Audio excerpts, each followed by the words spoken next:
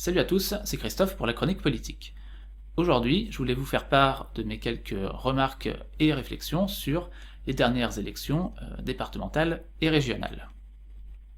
Alors, tout d'abord, je voulais aborder la question de l'abstention qui a fait beaucoup parler les éditorialistes et les politiques. On nous dit que le taux d'abstention record de 65% est un véritable drame pour notre démocratie, que c'est du jamais vu, et que ça traduit une crise de nos institutions.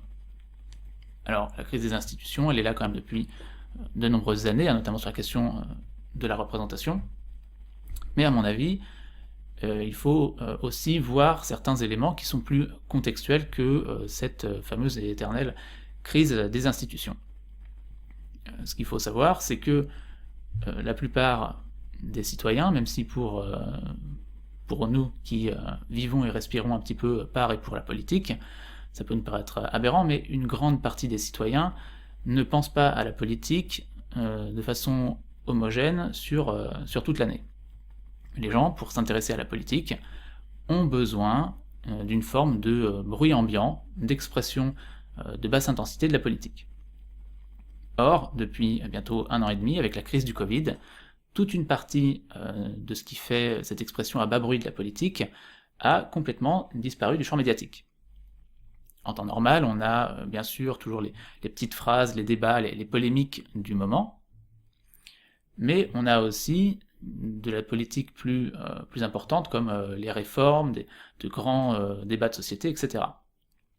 Aujourd'hui, de fait, depuis 1 an et demi, on n'a plus cette grande politique, et on n'a plus droit qu'à la petite bataille des éditorialistes ou des petites phrases des politiques.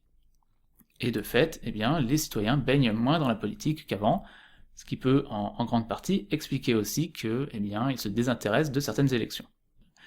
Également, on peut signaler que, de fait, les gens dans l'année ne sont pas intéressés tout le temps à la politique.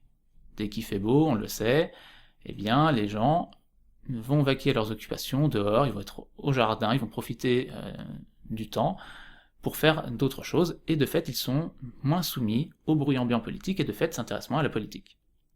Personnellement, en tant que youtubeur, je le vois, à partir de début juin, le nombre de vues s'effondre, il est divisé par 2, et au cœur de l'été, il peut même être divisé par 3 ou 4 par rapport à la période normale, entre guillemets, qui est de, grosso modo, mi-septembre jusqu'à fin mai. Donc, dans ces conditions, quand on sait ce genre de choses, eh bien, il est un petit peu quand même risqué de mettre des élections fin juin, comme on a eu droit cette année. De ce point de vue-là, si on veut vraiment un responsable à l'abstention, il est quand même probable que la date en elle-même soit responsable d'une grande partie de la défection des citoyens, plus que la fameuse crise institutionnelle. Également, bien sûr, il faut signaler la catastrophe qu'a été la distribution par Adrexo dans une 50aine de départements.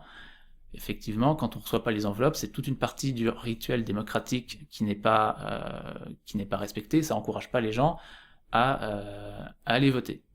Personnellement, j'habite une grande agglomération, et on n'a pas reçu les enveloppes ni au premier ni au second tour, et pour en avoir discuté, je suis loin d'être le seul.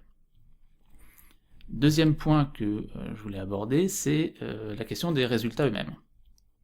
Beaucoup d'analystes et de politiques ont essayé de tirer des conclusions, notamment pour 2022, de ces résultats, notamment des régionales. On nous a dit, le Parti Socialiste peut gagner quand il ne s'allie pas à la France Insoumise, en partant d'un cas unique, qui est le cas de la région Occitanie, où la présidente socialiste sortante a été réélue.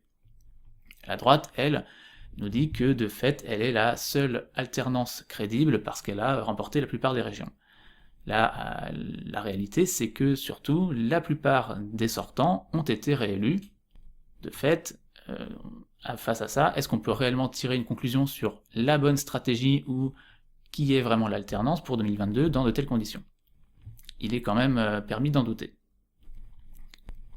Et le point le plus important pour moi de toutes ces élections à aborder, c'est surtout la question justement du Front National.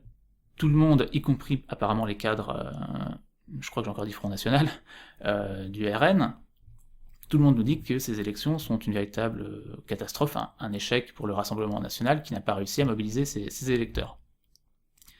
Alors c'est vrai, souvent quand le Rassemblement national gagne, c'est effectivement qu'il y a une surmobilisation de ses électeurs, et par exemple aux européennes en 2014, me semble-t-il, il avait raflé la mise et avait pu se déclarer premier parti de France.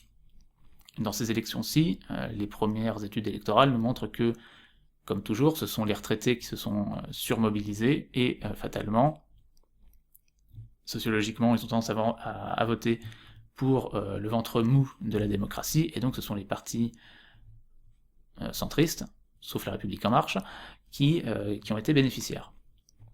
Néanmoins, je pense pas que ce soit spécifiquement pour autant un échec du Front National, parce que c'est pas sur ça que les électeurs attendent le Front National. Le Front National, définitivement, je vais abandonner le terme Rassemblement National, j'y arrive pas. Donc le Front National, on l'attend sur l'immigration, sur l'insécurité, sur les questions civilisationnelles. Or, tout le monde sait quand même que les départements et les régions, globalement, gèrent les gommes et les crayons dans les collèges et les lycées, et entretiennent les routes départementales. On voit pas bien quel pan de la politique frontiste pourrait être appliqué au régional et au départemental, à part couper les vivres à certaines associations de gauche pro-migrantes ou ce genre de choses. Donc il est normal que les électeurs du Front National ne soient pas forcément déplacés en masse. Les électeurs ne sont pas la propriété d'un parti, ils sont plutôt attachés à des idées ou à des programmes, et quand on sait que les idées ou le programme ne peuvent pas être appliqués à tel ou tel échelon, effectivement les citoyens vont pas se déplacer pour rien, quoi. Donc il n'y a pas, pour moi, de surprise majeure à ce que le Front National se soit pris une veste. Et c'est pas parce qu'il s'est pris une veste aujourd'hui qu'en 2022 il va se reprendre une veste. On peut même voir apparaître une forme de vote, je sais pas comment dire, différentiel, c'est-à-dire avec des élections purement sur les questions gestionnaires, donc les municipales, les départementales et les régionales, où vous avez les partis classiques gestionnaires qui gagnent, tout en ayant dans les élections plutôt législatives et où on élit l'exécutif, eh bien un vote très haut du Front National. On peut tout à fait voir cette espèce de vote, deux logiques différentes cohabiter. Par exemple, dans les années 2000, de fait, la droite a été au pouvoir au niveau législatif et exécutif, et pourtant une bonne partie des départements et des villes continuaient à être socialistes. On avait deux logiques différentes, parce que les gens préfèrent certainement vivre dans une ville de gauche, mais tout en ayant un exécutif et un législatif de droite. Et quelque part, on peut avoir ce genre de logique qui va se mettre en place aussi maintenant, avec sur les échelons plutôt gestionnaires des partis plus centristes, républicains entre guillemets, et sur les questions plus là où on sait que l'idéologie entre guillemets peut réellement l'emporter, eh bien sur les élections législatives, il va y avoir des affirmations plus radicales. Ce qui peut aussi expliquer d'ailleurs les différences de niveau de voix pour ce qui est de la France Insoumise.